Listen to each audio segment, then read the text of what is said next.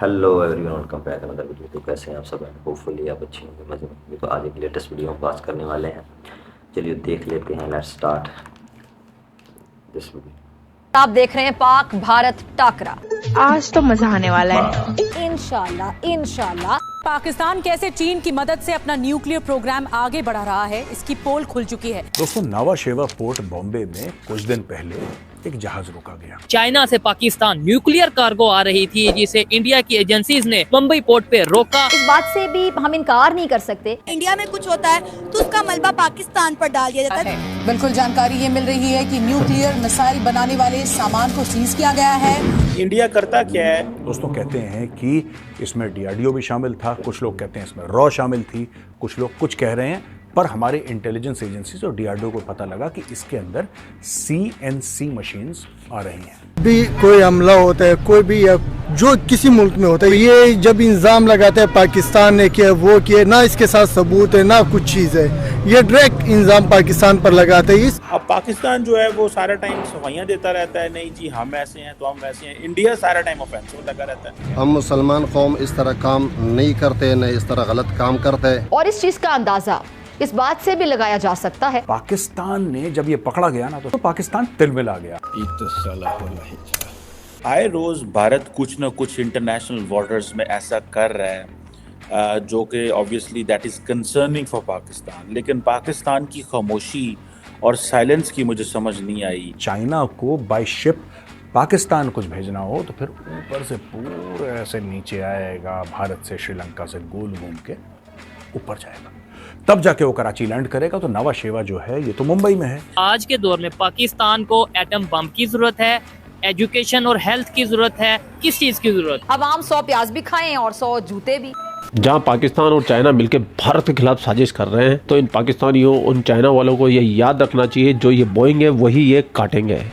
China में तिब्बत के अंदर प्रोटेस्टों के अंदर बहुत तेजी आती जा रही है, अग्रेसिव प्रोटेस्ट होते जा रहे हैं। तिब्बत के अंदर चाइना के खिलाफ प्रोटेस्ट हो रहा है। अगर मैं सीधा जानना चाहूँ तो क्या वजूहात थी? चीन को ऐसे भगा रहे हैं जैसे कि सरकंडे खेत के बीच में जनवरी में जंगली सुअर को भगाते हैं ना, वैसे चाइना भागेगा। सही बात है। अभी चाइना किसी भी इंटरनल उसको बगावत को वो या उस तरह की प्रोटेस्ट को इस वक्त बर्दाश्त करने के मूड में नहीं है। चीन के बुरे दिन शुरू हो चुके हैं। चीन में भी पीओके जैसा बवाल शुरू हो गया है। और प्रोटेस्ट करते वो उन्होंने ये भी बताया कि हमें इस वक्त इंडिया की जो है मदद चाहिए। कि दरवाजे खोलो, हमें भारत जाना है। चाइना की पॉलिसीज़ के बारे में अगर हम बात करें तो वहाँ के सदर शी जिनपिंग ने चाइना को इकोनॉमिकली एक लेवल पे वो लेके गया है, और उसने ये बिल्ट एंड रोड इनिशिएटिव जो शुरू किया था वो भी एक लेवल पे शुरू किया है। लेकिन वहाँ पे जो अगर हम वहाँ की माइनॉरिटीज़ की बात करें, जिस तरह पहले हुकूमतों में शी जिनपिंग से पहले एक हुकूमतों में हुआ था कि चाइना में फालंगोंग जो वहाँ की माइनॉरिटी है और जो वहाँ पे अपनी परफॉर्मेंसेस करते थे, अपनी इबादत करते थे, पहले उनके ख़िलाफ़ भी चाइना में बहुत क्रैकडाउन हुआ था। और इसके अलावा जो है फिर तिब्बत में, क्योंकि तिब्बत के लोग जो है वो दलाई लामा को सपोर्ट करते हैं, वो बुद्धिज़्म को सपोर्ट करते हैं, और तिब्बत के में रिसोर्सेज वसाइल बहुत ज़्यादा है, जिसकी वजह से जो है चाइना वहाँ पे जो है उनकी एक जो मिनरल्स हैं, जो वहाँ के रिसोर्सेज हैं, उसमें से तिब्बत को शेयर देने की बजाय वो अपने हान चाइनीज़ और अपने दूसरे जो सिटीज़ हैं, जो बीजिंग शंघाई है, अपने ट्रेड्स हैं, उनको डेवलप कर रहा है। जो चाइना तिब्बत में कर रहा है वही तुम पीओके में कर रहे हो और कर चुके हो। चाइना और पाकिस्तान एक ही थाली के चट्टे बट्टे हैं, नमक हराम, गद्दार। चाइना से एक शिपमेंट आ रही थी पाकिस्तान, जिसे इंडिया में रोक लिया गया मुंबई पोर्ट पे, कि भाई वहाँ उनको उनके मुताबिक है कि यहाँ पे कुछ न्यूक्लियर जो वेपन्स हैं उनको बनाने के लिए कोई कार्गो मौजूद थी, कार्गो था, सामान था। क्या कहना चाहेंगे? आज भी हम इन चीजों में अगर इन्वॉल्व नजर आएंगे बजाय एजुकेशन के ऊपर वर्क करने के। ऊपर से हमारे यहाँ से रिप्लाई ये दिया गया जी ये इंटरनेशनल कम्युनिटी के नॉर्म्स की खिलाफ वर्जी है। और ये देखिए, आप मेरी बात सुने छोटे भाई, ये पाकिस्तान आर्मी जो कर रही है ना, सही कर रही है। अच्छा, उसकी वजह मैं सही कर रही है। मैं आपको बताता हूँ ना, आपकी जुग्राफियाई पोजीशन क्या है। ये देखें, अफगानिस्तान है, अफगानिस्तान को इंडिया मतलब ट्रेड कर रहा है, पैसा लगा रहा है, इन्वेस्टमेंट लगा रहा है, अमेरिका लगा रहा है, ये सारे लगा रहे हैं। आपका बॉर्डर सेफ नहीं है। अच्छा, सबसे पहले तो आपका इंडिया वाला बॉर्डर सेफ नहीं है। ठीक है। दूसरी तरफ ईरान है, वो सेफ है, वो भी सेफ नहीं है। चलें, एक मिनट के लिए मैं आपकी बात मान लेता हूँ कि हमारी इंटरनेशनल मतलब हमारी जियोग्राफिकल पोजीशन ऐसी है, लेकिन इंडिया का मान लिया कहीं ना कहीं, हालांकि मेरे मानने में नहीं आता जितनी वो डेवलपमेंट की तरफ चला गया आज वो हमारे से जंग करेगा, लेकिन एक मिनट के लिए मान लिया जी कहीं ना कहीं दुश्मनी है।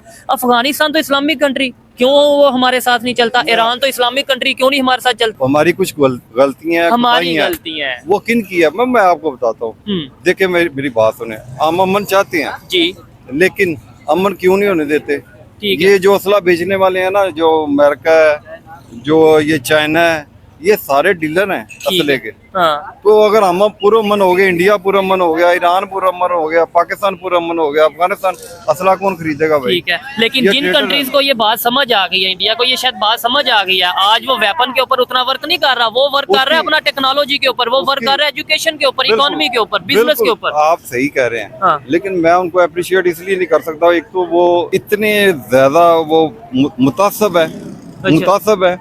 हम तो ये कहेंगे हम उनके मुखालफ है, असली मुखालफ है, क्योंकि वो हिंदू हैं। कितना जहर भरा हुआ है इनके अंदर हिंदुओं के लिए, हिंदुस्तानियों के लिए। और फिर यहाँ पर कुछ लोग शांति के कबूतर उड़ाना चाहते हैं इन पाकिस्तानियों के साथ, इन जहरीले नागों के साथ में। और हम अगर इनको कुछ क्रिटिसाइज करते हैं, इनको आईना दिखाने की कोशिश करते हैं ना, हमारे हिंदुस्तान के कुछ भाई लोगों की बुद्धि इतनी भ्रमित हो चुकी है, वो मुझे कह के जाते हैं कि भाई तुम्हारी लैंग्वेज बहुत नेगेटिव है, तुम नफरत भरी बातें करते हो। मैं मीठा मीठा बोल के पीठ में छुरा तो नहीं घोंपता, जो सच है वही तो बोलता हूँ। और ये बोलने के लिए भी हिम्मत चाहिए, अपनी जान और माल को रिस्क पे लगा के मैं ये बातें बोलता हूँ। और तुमको शांति के कबूतर उड़ाने इन पाकिस्तानियों के साथ में, इन जहरीले नागों के साथ में लायक है ये, तुम्हारे साथ बैठने के लायक नहीं है इस निकम्मी कौम, बुजदिल कौम। और मैं इस पाकिस्तानी को ये बोलना चाहता हूँ, भाई तेरे वंशावली निकाल ले, तेरे बाप दादा भी कहीं ना कहीं हिंदू ही थे। और इसका सबसे बड़ा सबूत तो जो तेरा रिपोर्टर है शोएब चौधरी, यही है। चौधरी जाटों में लगता है, हिंदू सरनेम है, चौधरी नाम का कोई मुसलमान नहीं होता है। और ऐसे घने सारे गोत्र आज भी लगा के घूमते पाकिस्तान के अंदर। तो तुम कन्वर्टेड की औलाद हो, कन्वर्टेड। जिसकी वजह से तिब्बत वाले लोग जो है अपने राइट्स के बारे में वो बात करते हैं, जब वो बात करते हैं तो उनके खिलाफ क्रैकडाउन होता है।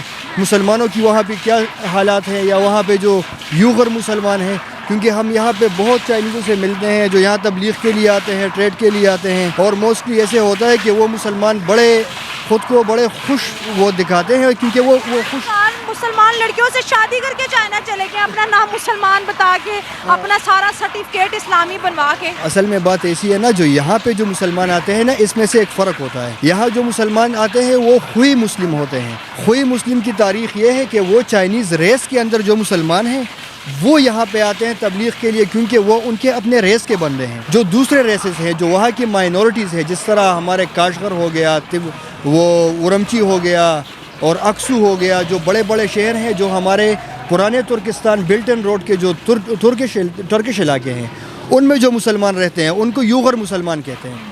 सबसे बड़ी बात यह है कि वहाँ पे उनको आज़ादी नहीं है, मतलब बोलने की।